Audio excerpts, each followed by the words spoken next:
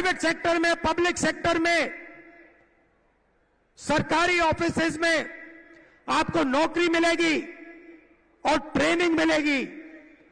और भाई और बहनों, सिर्फ ट्रेनिंग और नौकरी नहीं मिलेगी, बैंक अकाउंट में साल के 1 लाख रुपए मिलेंगे।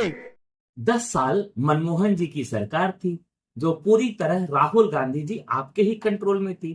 तब उस समय जब देश में बेरोजगारी अपने सबसे ऊपरी स्तर पर थी, तब आपने बेरोजगारी खत्म करने के लिए कुछ क्यों नहीं किया? तब जब आप कॉमनवेल्थ, 2G और कोल घोटाला करके खुद की जेब भर रहे थे, तब क्यों आपको देश के युवाओं की याद नहीं आई?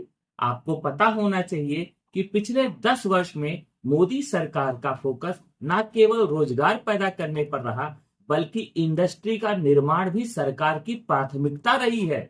भारत का युवा आज सरकारी नौकरी की सुरक्षा की मांग नहीं कर रहा है, बल्कि नौकरी के अवसरों का निर्माण करने के लिए विशिष्ट क्षेत्रों में नए अवसर प्रदान करने के लिए तैयार है। भारत आज IT और फार्मा सेक्टर का हब बना हुआ है।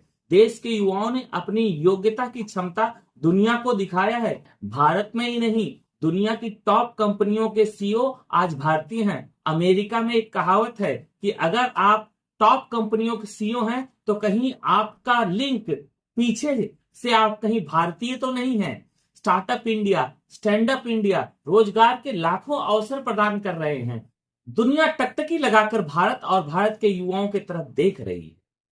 आदरणीय प्रधानमंत्री श्री नरेंद्र मोदी जी के प्रयासों से रोजगार के क्षेत्र में एक क्रांति आई है। राहुल गांधी जी, आपको भी यह सब देखता तो होगा ही, पर आप तो ठहरे पप्पू और देश को पप्पू बनाने पर तुले हुए हैं। खैर, अगर आप खुद को युवा और बेरोजगार समझते हो तो बता दो कि आप गलत लाइन में रोजगार खोज रहे हैं। आपको कॉमेडी सीरियल्स में अच्छा रोल मिल सकता है, उधर ट्राई कीजिए। जरूरत होगी तो मैं अपने कुछ संपर्क सूत्रों को आपसे साझा कर दूंगा।